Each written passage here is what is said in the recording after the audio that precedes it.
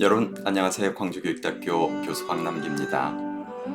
이번 시간에는 교육 정책과 학교 변화 제3장 내용 중에서 첫 번째 교육 정책에 대해서 개념 특성을 이해했고, 두 번째로 교육 정책의 과정을 이해를 했습니다. 이제 세 번째 시간으로 학교 변화에 대해서 공부를 하겠습니다. 이 교육 정책 챕터에서 학교 변화를 넣어놓은 이유 중에 하나는 아마도 결국은 교육 정책을 통해서 학교를 변화시켜야 되는데, 이 정책을 변화시키는 것만으로 학교를 변화시키기가 어렵다. 결국은 학교 문화에 대한 또 변화의 깊은 새로운 본질에 대한 이런 것에 대한 이해가 병행되어야 된다. 이런 관점으로 이 챕터를 집필한 저자가 넣어놓은 것 같습니다.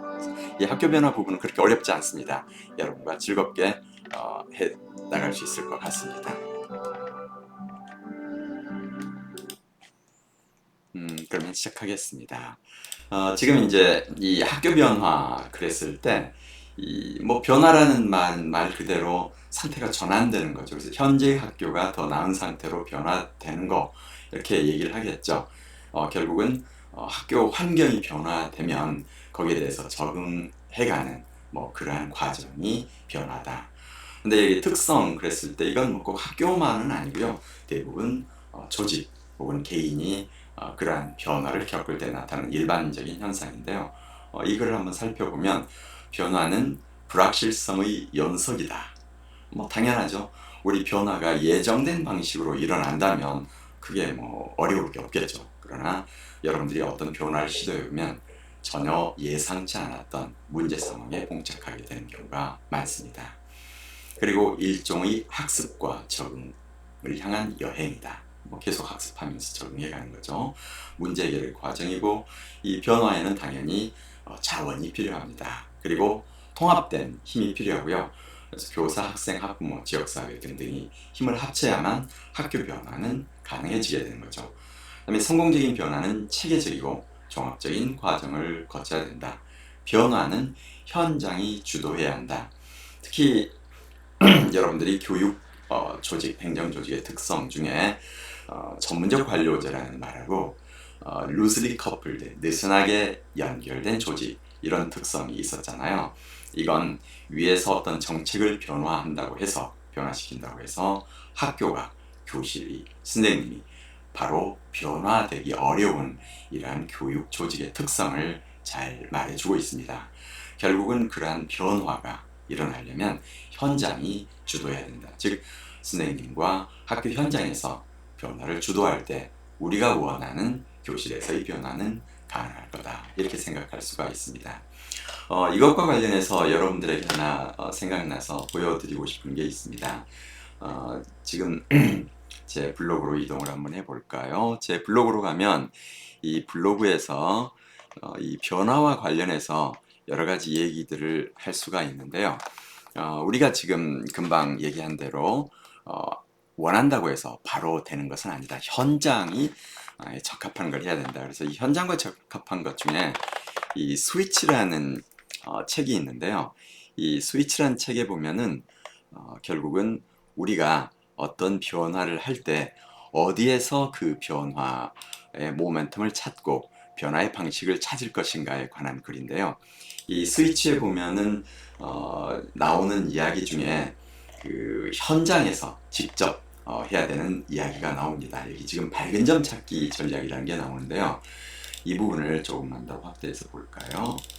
이 밝은 점 찾기 전략은 스터닌이라는 사람이 여기에 있는 것처럼 베트남에 당시에 전쟁이 끝나고 상당히 영양실조 문제가 심각했습니다.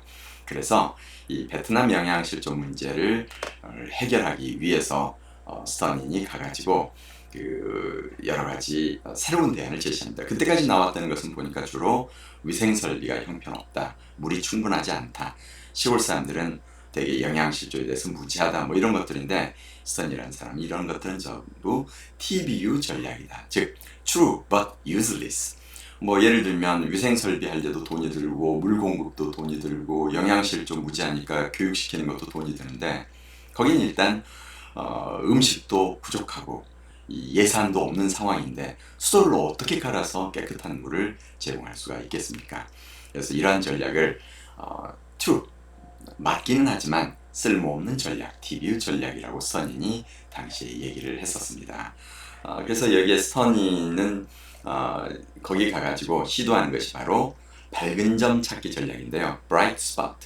이 뭐냐면 거기에서 그런 어려운 상황인데도 건강을 잃지 않고 얼굴에 윤이 반짝반짝 나고 건강한 아이들을 찾았습니다. 그래가지고 그 아이들 집으로 찾아가서 어떻게 이 아이들은 이렇게 어려운 상황인데도 건강할까를 봤더니 거기에서 스터니는 세 가지 강점을 발견하게 되었죠. 하나는 그 엄마들이 이 아이에게 하루 3끼 대신 음식이 나오면 4끼로 5끼 정도로 나누어서 먹이는 걸 알았습니다.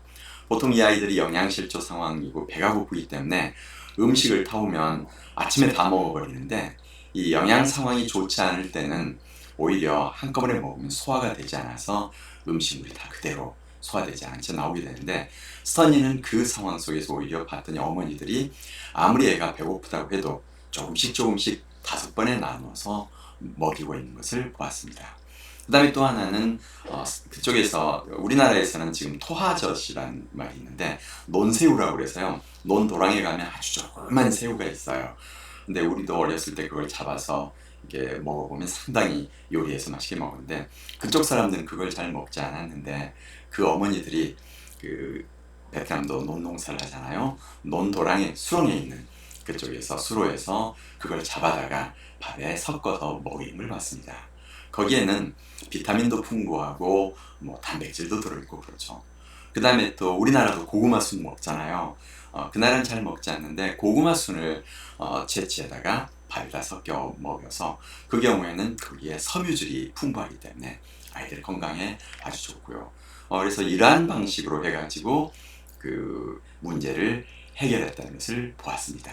그래서 이 사람들은 스터닌이 그 베트남을 떠나면서 이걸 널리 1가구가 10개 가구에 전달하도록 하는 방식을 택했고 그 결과 베트남은 큰 돈 들이지 않고 문제를 해결할 수 있었는데 이처럼 on the spot, 현장에 직접 그 속에서 적합한 전략을 혹은 변화의 발전, 방향을 제출해야 된다. 이게 현장성의 중요성이죠.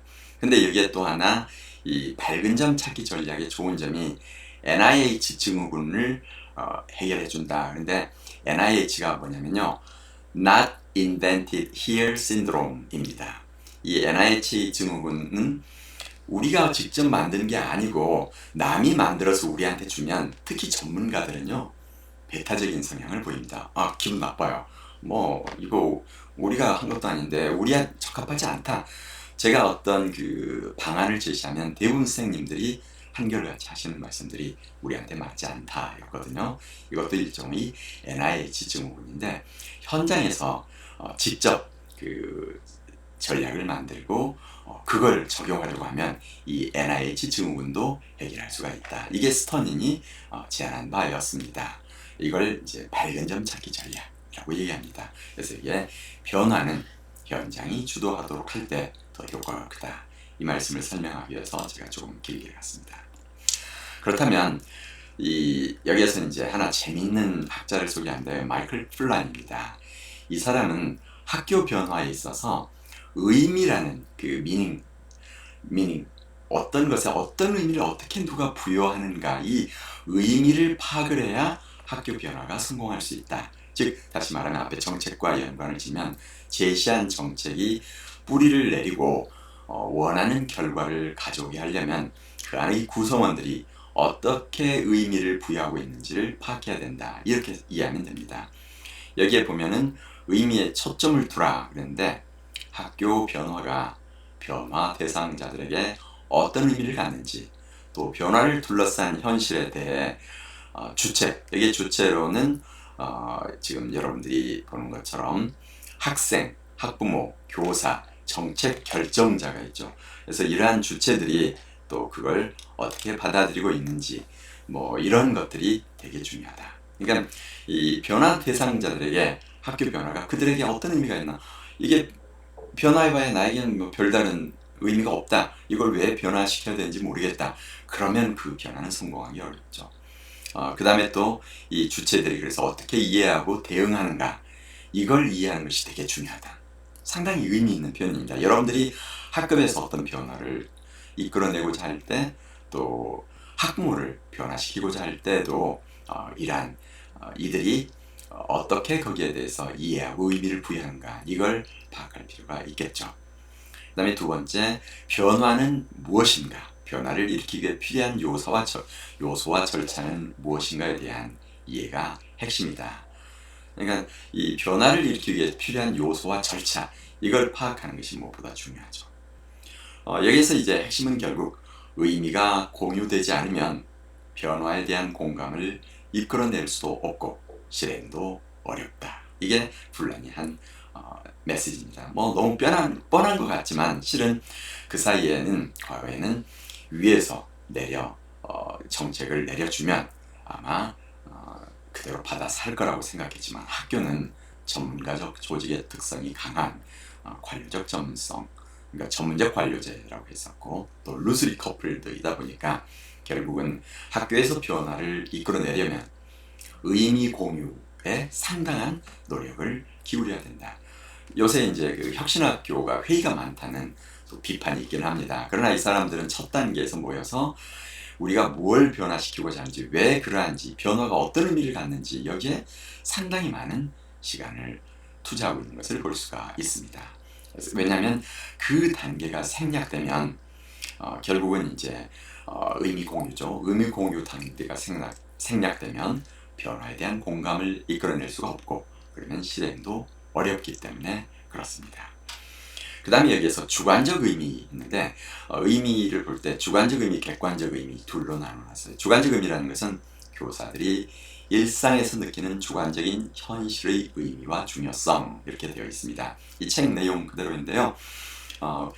이 사람들은 그걸 어떻게 받아들이고 얼마나 중요하다고 느끼는지, 아무리 위에서 중요하다고 느껴도 교사들이 볼 때 그게 왜 중요한데, 예를 들면 기초학력 부진 문제가 심각하다고 했는데 교사들 입장에서는 이게 왜 중요한데, 애들이 꼭 뭐 공부만 해야 되나, 삶의 기본을 배워야지, 이렇게 생각할 경우 이 기초학력에 대한 정부 정책은 효과를 거두기가 어렵습니다. 그래서 교사들이 어찌 느끼고 있는지 그걸 파악해야 되고요. 그래서 여기에서는 재구조화가 아니라 교사들이 자신의 신념과 관습에 대해 성찰하고 문화를 바꾸는 재문화화, 리컬처링이 중요하다, 이렇게 얘기를 하고 있습니다. 그러니까 어떤 정책을 통해서 제도를 바꾸는, 구조를 바꾸는 것보다 더 중요한 것은 교사들이 스스로의 신념과 관습에 대해서 한번 돌아보는 거죠. 그렇다면 이 기초학력이 부진이 문제가 안 된다고 생각하는 내 생각은 어떠한가, 타당한가. 그래서 이러한 전문가들과 협의, 또 학부모 학생과 협의, 여러 가지 과정을 통해서 어찌 본다면 내가 그렇게 생각했던 것은 문제가 있었다. 결국은 이 기초학력이 되지 않으면 중학교, 고등학교에 가서 수업을 따라갈 수가 없고, 결국 아이들은 학교에 흥미를 잃게 돼서 중도 탈락하거나 수업 중에 계속 자는 행위를 반복할 수밖에 없겠다. 이렇게 스스로 생각을 바꾸게 되면 이제 그걸 재문화화라고 하고요. 이 재문화화가 이루어질 때 정책이 뿌리를 내릴 수가 있게 되는 거죠. 그 다음에 또 하나 필요한 것은 이 객관적 의미에 관한 것입니다. 이 학교 변화를 둘러싼 주관적 의미와 함께 객관적 현실을 이해하는 것이 필요한데, 이걸 위해서는 어떤 거든 교실 안에서, 아니면 이제 아까 우리가 지금 기초학년 미달 학생 부분 얘기했잖아요. 그럴 때 이 변화가 다층 차원에서 이루어져야 되거든요. 그래서 구조적인 거, 문화적인 거, 정치적인 거, 이런 각각의 차원에 대해서 이루어져야 되기 때문에 이 객관적 현실을 이해하기 위해서는 그 정책과 관련된, 혹은 이 현상, 문제와 관련된 다층 차원의 이해가 함께 되어야 한다. 그래서 결국은 변화의 구조적 측면, 그리고 변화의 의미, 신념의 문화적 차원, 변화를 둘러싼 갈등, 그 다음에 이해관계를 둘러싼 정치적 차원에 대한 균형적 이해가 수반될 때 학교 변화는 성공할 수가 있다. 이제 구성원들에게 그러한 것들이 일어나도록 노력을 해야겠죠. 여기 이제 플란은 학교 변화 성공 조건으로 개인이 생각하는 변화의 주관적 의미가 무엇인지, 아까 그걸 우리가 정책을 결정하고 집행하고 추진하는 사람들이 이해해야 된다고 그랬죠. 그 다음에 또 하나는 객관적 현실에 대한 이해, 그리고 이를 바탕으로 개인들이 어떤 조건에서 변화를 하고자 하는 동기가 생기는지 이에 대한 이해가 중요하다. 너무 당연한 것 같은데 그 사이에는 과거에는 그렇게 강조하지 않았습니다. 여러분들이 우리 학급의 문화를 바꾸고 학급에서 공부하는 방식을 바꾸고 아이들이 열심히 공부하고 서로 돕고 더불어 살아가는 그러한 학급을 만들고자 한다. 이것도 정책을 목표를 세우고 집행하는 거죠. 그럴 때 여기에 말하는 것처럼 아이들이 거기에 어떤 주관적 의미를 부여하고 있는지, 객관적 현실은 어떤지, 이를 바탕으로 어떻게 할 때, 어떤 조건에서 아이들이 변화하고자 하는 동기가 생기는지를 이해해야 된다. 이렇게 예를 들어주면 아마 좀 이해가 더 잘 되겠죠. 그 다음에 이제 여기에 학교 변화, 이해에 대한 결여, 즉 학교 변화 이해에 대한 결여가 있을 때는 어떤 문제가 생길 거냐. 그러니까 이러한 그 의미에 대한 이해가 필요하고 주관적 객관적 의미, 그 다음에 이 어떤 여건에 대한 이해, 이런 것들을 알지 못한 채 학교 변화를 강행하려고 하면 커다란 혼란에 직면하고 또 학교 경영자도 엄청난 부담을 느끼고 거기에서 변화를 해야 되는 교사들도 부담감과 고통을 느끼게 되겠죠. 그리고 낮은 효율성 이런 게 발생해서 교사의 소진과 학교 변화 실패로 이어진다. 이렇게 플란은 주장합니다. 아마 여러분들이 이 부분에는 크게 공감하리라 생각을 합니다. 또 하나 이제 학교 변화 과정에 관한 이론이 있는데 이게 힘의 장 모형이라고 레윈이 주장한 건데요. 힘의 장 모형은 뭐 별건 없습니다. 항상 우리는 변화하고자 하는 욕구, 추진력이 있는 반면에 그걸 억제하고자 하는 또 반대 힘도 있습니다. 그래서 이게 팽팽하게 유지되면서 현상을 유지하는데 어떤 상황에서 그 균형 상태가 깨지게 되는 거죠. 그러니까 억제력이 조금 완화되고 추진력이 더 강하게 되는 이런 상황이 오게 되는데 이게 이제 해빙 단계라고 합니다. 그래서 이렇게 단단하게 굳어 있어서 변화가 불가능했는데 약간 이제 해빙 상태가 오면 드디어 변화를 조금이라도 구성원들이 받아들일 자세가 되어 있고 또 외부 상황에도 관심을 갖고 이걸 해빙 단계라고 하고요. 그 다음 단계는 이제 그렇게 되면 새로운 변화 상태로 이동을 하게 되겠죠. 즉 변화가 실행이 되겠죠. 이게 변화의 실행 단계입니다. 정책 모형을 여기다 적용한다면 의제화가 되고 나서 이제 여기에서 이동 단계는 정책 형성을 통해서 정책 실행으로 가게 되는 것을 의미합니다. 그 다음에 재결빙 단계는 앞에서 제도화 단계라고 얘기했었죠. 새로운 이제 변화 상태가 보통 우리가 노멀이라고 하죠. 뉴 노멀이라고 요새 표현하는데 새로운 표준이 돼서 그게 다시 결빙 상태로 가겠죠.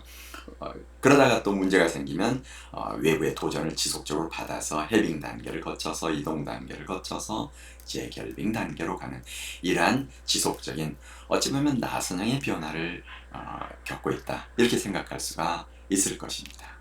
자, 이렇게 해서 있고요. 그 다음에 이제 플란이 말하는 학교 변화 모형은 도입, 실행, 제도화 뭐 크게 별건 없습니다. 우리 교재 지금 내용을 살펴보면요. 그건 제가 교재를 요약한 거고요. 여기에 보면은 힘의 장 모형 얘기를 했고 플란이 이 학교 변화 모형 그래서 도입, 실행, 제도화 이렇게 얘기를 해놨는데요. 지금 이건 내가 여기서 보면 도입을 해서 실행을 하고 제도화인데 한쪽 방향으로 가는 게 아니라 어때요? 계속 왔다 갔다 하죠. 이 어떤 걸 도입을 했다가 실행을 하는데 문제가 나면 다시 도입 단계에서의 여러 가지 걸 생각하게 되고 그 다음에 다시 또 제도화 관계로 갔다가 또 다시 실행 단계로 와서 정책을 변화시켜 가지고 다시 재제조하는 이런 역동적인 과정을 보인다. 이렇게 생각을 할 수가 있습니다. 여기에 지금 이제 보면요. 도입 단계에서는 여기에 보면 적합성 또 그러니까 이게 혁신 실천이 가능하고 필요한지, 준비성, 필요한 역량을 갖추고 있는지, 자원, 이용 가능한 자원은 충분한지 이런 것들은 당연히 도입 단계에서 검토돼야 할 거고, 이게 갖추어졌을 때 이제 실행 단계로 가게 되죠. 실행 단계에서는 영향 요인은 변화 특성 요소, 지역적 특성 요소가 있고요. 여기 우리 교재 내용으로 가보면 교재에서는 도입 단계의 영향 요인 이렇게 쭉 소개가 되어 있고요. 적합성, 준비성, 자원 얘기가 되고, 실행 단계에서는 영향 요인을 크게 둘로 구분하는데, 하나는 변화 특성, 다른 하나는 지역적 특성. 그래가지고 변화 특성 요소 이걸로 해서 여기 얘기한 것처럼 필요성, 명령성, 복잡성, 실천 가능성 이걸 얘기했고요. 지역적 요소라고 하는 것은 교육청, 그 다음에 교육위원회, 지역사회, 학교장, 교사 이란 여러 가지 요소들에 의해서 이게 영향 이제 처음에 도입 단계에서 그런 갔다가 이제 실행 단계에서는 이런 요소의 영향을 받아서 실행이 제대로 되기도 하고 안 되기도 하고 그러겠죠. 영향에 미치는 중요 주제라고 되어 있는데요. 여기서 theme, 그러니까 영향과 관련 실행 과정과 관련된 중요적인데, 하나는 비전을 구축하는 거다. 그러니까 정확하게 공유한 비전, 아까 의미를 공유해야 된다고 그랬잖아요. 구성원들이 공유하는 비전이 있어야 되고요. 그리고 또 하나는 변화 과정에 대해서도 공유하는 비전이 있어야 된다. 그러니까 목적에 대한 비전, 과정에 대한 비전, 이 두 가지를 공유할 수 있어야 되는데, 이걸 비전 구축이라고 합니다. 이게 실행 과정의 첫 번째 중요하고, 그 다음에 이제 발전적 기획이라고 evolutionary planning이라고 하는데, 이 발전적 기획에서는 탑다운 방식하고 바텀업 이것을 결합해서 지속적으로 기획을 해 갈 때 변화가 용이하다. 당연히 솔선수범과 위임은 필요하고요. 그다음에 교직원 개발 및 자원, 지원 이런 건 필요할 거고, 모니터링 제대로 되고 있는지 살펴야 되고, 재구조화 그렇게 해가지고 새롭게 학교가 적합하게 재조직화돼야 한다. 이렇게 얘기를 하고 있습니다. 여러분들 다시 제가 PPT로 돌아와서 보면요. 이걸 보겠습니다. 그래서 여기에 지금 도입 단계, 실행 단계, 제도화 단계 얘기를 하고 있습니다. 결국은 이제 정책이라고 하는 것이, 국가 차원의 정책은 국가의 어떤 외부 여러 가지를 할 수 있는데, 이걸 학교 변화 정책으로만 따졌을 때 이 학교 변화에서는, 그러면 학교 변화 정책이 성공하려고 한다면 이러한 것들이 필요하다, 이렇게 요약을 해볼 수가 있는데요. 첫째가 개혁 출발을 위해서는 추진력이 필요하다. 그래서 추진의 핵심이 필요하죠. 비가 오려고 해도 핵이 필요하다고 하거든요. 빗방울이 형성되도록 하는 핵이 만들어져야 빗방울이 만들어지고, 이제 그게 뭉쳐서 비가 내려오게 되는 거죠. 그렇듯이 학교 개혁을 위해서도 어떤 소수의 개혁 추진 세력, 이들이 모여서 새를 형성해야 되고요. 그 다음에 이걸 할 때 우리는 늘 지원만 생각하는데요. 압력과 지원 모두 필요하다, 이렇게 얘기를 합니다.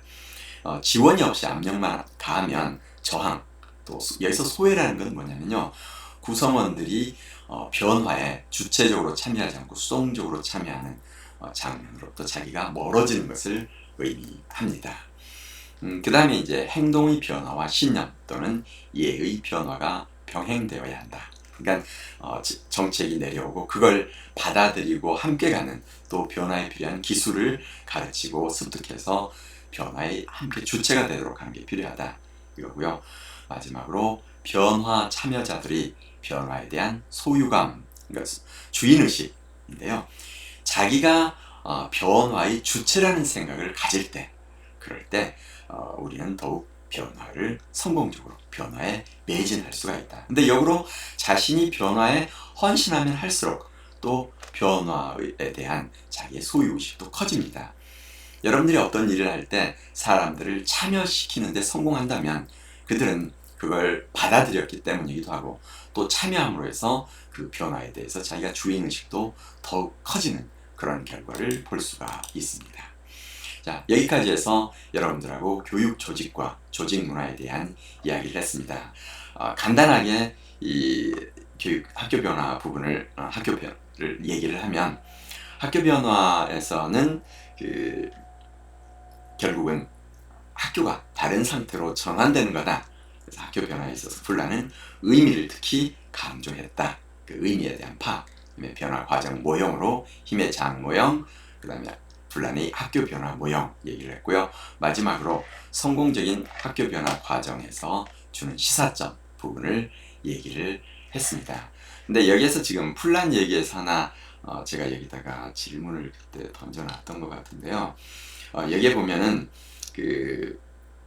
잠깐만 보겠습니다. 이 부분입니다.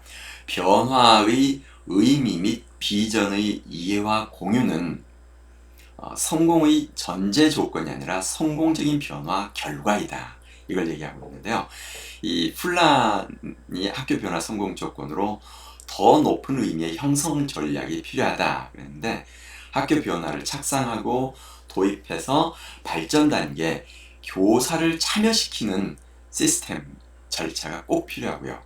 이 또 학교 변화, 특히 교수 학습에 대한 변화는 심층적 차원의 의미 부여에 관한 거다. 아까 얘기한 것처럼 교사들이 정말 그것을 의미 있고 가치롭다고 받아들이도록 하는 그러한 차원이 필요하다는 것이고, 근데 이때 변화의 의미 및 비전의 이해와 공유는 성공의 전제 조건이 아니라 성공적인 변화 결과이다. 이렇게 얘기를 하고 있어요. 언뜻 우리 생각할 때는 변화를 시도함으로 해서 하기 위해서는 먼저 이게 공유되어야 할 것 같은데 성공적인 변화의 결과라고 얘기를 하고 있죠. 조금 이상한 것 같죠? 근데 무슨 얘기냐면 변화를 시도할 때 변화의 하나의 결과가 첫 번째로는 의미를 공유하고 받아들이고 또 비전을 이해하고 받아들이고 이러한 것들이 변화의 첫 번째 목표가 되어야 한다. 이렇게 새롭게 이해할 필요가 있을 것입니다. 그걸 강조했던 의미입니다. 그다음에 레빈의 힘의 장 모형, 플란의 학교 변화 모형까지 여러분에게 설명을 하고 시사점까지 설명을 했습니다. 자, 그러면 이제 여러분 다음 시간에 또 다시 만나게 될 텐데요. 지금 여러분하고 같이 지금 제가 계속 교재 내용을 동영상으로 제작하고 있습니다. 여러분 동영상으로 제작한 교재죠. 이것도 일종의 수업 자료죠. 그게 왜 더 여러분의 이해를 돕는지에 대해서는 제가 수업 중에도 설명을 했었어요. 우리 인간의 뇌는 다양한 오감을 사용할 수 있는 보다 다양한 인풋이 들어올 때 이해 정도가 커진다 그랬고요. 또 하나는 제가 이 동영상 자료는 책에 들어있지 않은 예를 제시하거나 또 생략되어 있는 부분, 배경 뭐 이런 것들을 추가로 설명해 주기 때문에 동영상 이해에 도움이 되는 것 같습니다. 자, 여러분 이 세 개의 강의를 통해서 학교 정책과 또 교육 정책과 또 학교 변화에 대한 여러분의 이해 정도가 높아졌기를 기대합니다. 여러분 그럼 다음 시간에 만나겠습니다. 고맙습니다.